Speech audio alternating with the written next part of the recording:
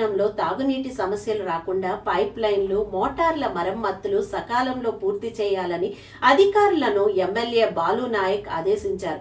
గురువారం Devarakonda MLA camp ఆఫీసులో ఆయన అధికారులతో మాట్లాడుతూ వేసవి కాలంలో ప్రజలకు తాగునీటి సమస్యలు తలెత్తకుండా ముందస్తు చర్యలు తీసుకోవాలని ఆయన అధికారులకు ఈ సందర్భంగా సూచించారు.